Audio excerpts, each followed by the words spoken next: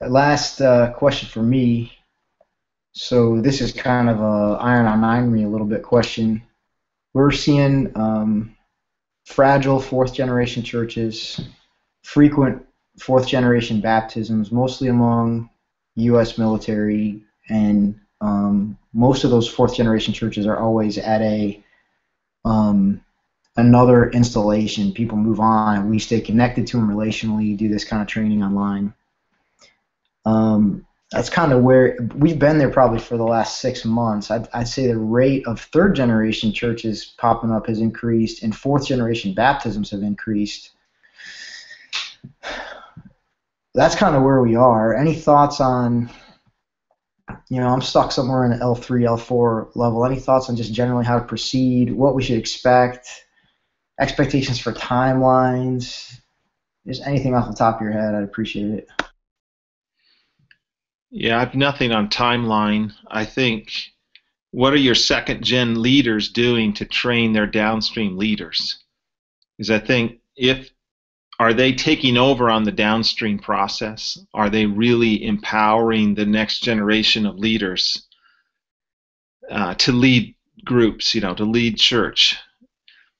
Um, so I try to inject from the first generation down, and if things are fragile at fourth generation, you know I'm going to ask my second gen people, what are you doing to equip those third gen leaders? And what are those third gen leaders doing to equip the fourth gen? Why is it so fragile? What are the issues there?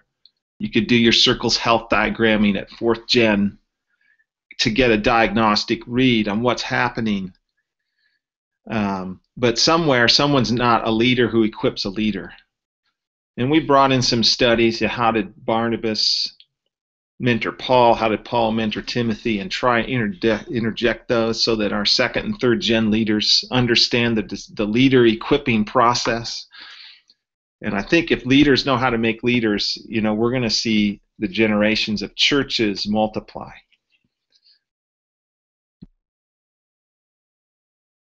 Hey, anyone else want to chime in on that? Thank you. Chuck? Yeah, we just recently did the same thing. We called it a DNA study.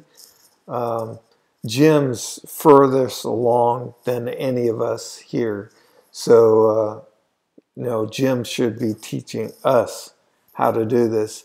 But here in San Antonio, we discovered we had a DNA studies or DNA issue, and that has to do with leadership. Is leadership getting the DNA downstream? So we did a very similar Bible study. How did Paul inject the DNA from the beginning,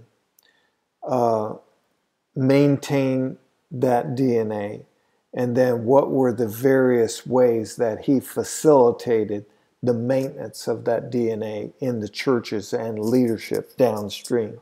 And that was a very good Bible study. And you come up with all kinds of creative things that Paul did in order to make sure that the downstream stayed healthy. So, similar.